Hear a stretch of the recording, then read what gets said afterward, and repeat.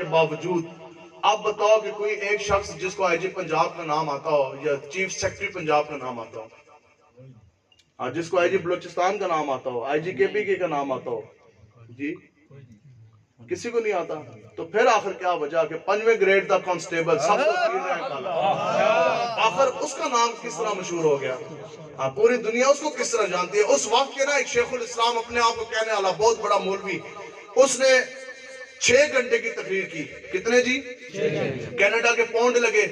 اس نے 6 گھنٹے کی یہود و نود کو راضی کرنے کی تقریر کی.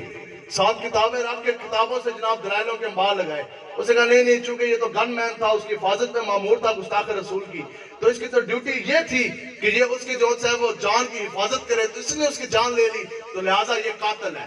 اب بتاؤ جو محافظ ناموس رسالت ہے وہ قاتل ہے یا وہ آقا و مولا کی نگاہ یافتہ ہے؟ رسول اللہ کا وہ تو غلام ہے.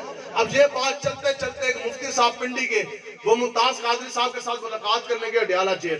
تو آپ کے بارگاہ اقدس میں انہوں نے عرض کی کہ جناب بات تو ایک بہت بڑا ایک مولوی ہے، ایک مفتی، ایک بہت بڑا اپنے آپ نے شیخ الاسلام کے اندر ہے، اس نے تو آپ کے خلاف تقریر کر دی 6 گھنٹوں کی. وہ تو یہ کہتا ہے کہ ممتاز قادری تو قاتل ہے، اس نے تو قانون ہاتھ میں لیا. آپ آگے سے مسکرا دیے ممتاز قادری صاحب. آپ نے آگے سے فرمایا مفتی صاحب اس میں کیا پریشانی، وہ تو ایک ملا ہے، پوری دنیا بھی میرے سامنے آ کے کھڑی ہو جائے اور دلائلوں کے وہ انبار کے انبار لگا دے، ممتاز قادری اکیلا تن تنہا کھڑا ہو. تو آپ نے فرمایا کہ میں ایک لمحے میں ان سب کو جھٹلا دوں گا. اب یہ بہت بڑا دعویٰ ہے. علماء تشریف فرمایا کہ مناظر مباحثے کی کوئی شرائط ہوتی ہے، کوئی طریقہ کار ہے. تو آڈے خلاف کوئی بندہ دلائل دے، 6 گھنٹے تقریر کرے، تو آخر اس کے رد میں آپ کو بھی تو کوئی گھنٹے 2 گھنٹے بات کرنی پڑے گی کہ نہیں؟ تو مفتی صاحب نے فرمایا عرض کرنے لگے کہ جناب آپ کو پتہ ہے کہ یہ آپ کتنی بڑی بات کر رہے ہو، کتنا بڑا دعویٰ کر رہے ہیں، تو جناب یہ بات میں بات جا کے میں پھیلا دوں، لوگوں کو بتا دوں.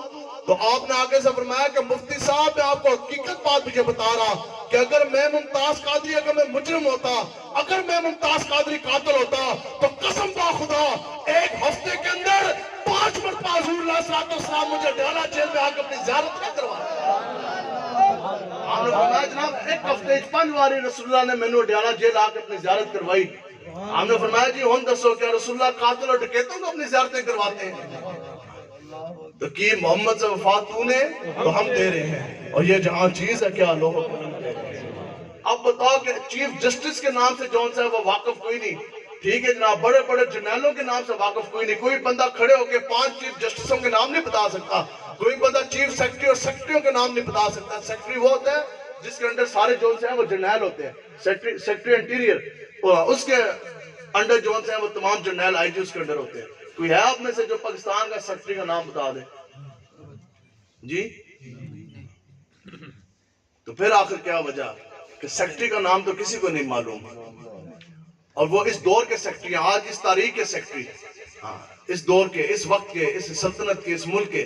لیکن آخر کیا وجہ، چاہے کسی بچے کی عمر ہو 5 سال یا وہ 10 سال، انگلستان کا رہنے والا ہو یا ہندوستان کا، دنیا کے کسی کونے کا بھی رہنے والا ہو، داتا صاحب آج کی بات نہیں، قریب 10 صدیاں گزر گئی، 1000 سال 980 سال سے زائد عرصہ گزر گیا.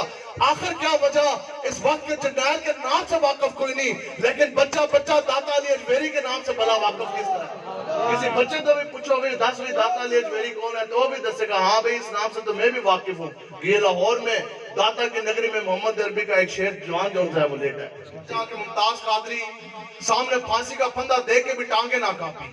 آخر کیا وجہ کہ پیچھے بیوی بچے بھی کھڑے، بیٹا بھی کھڑا، والد صاحب بھی کھڑے، ماں بھی کھڑی، لیکن پھر بھی سامنے پھانسی کا پھندا دے کے وہ جھوم کے کیوں چل گیا؟ آخر کیا وجہ کہ پھانسی گھاٹ پر چڑھ کر پھانسی کا پھندا چوم کر گلے میں کس طرح ڈال دیا؟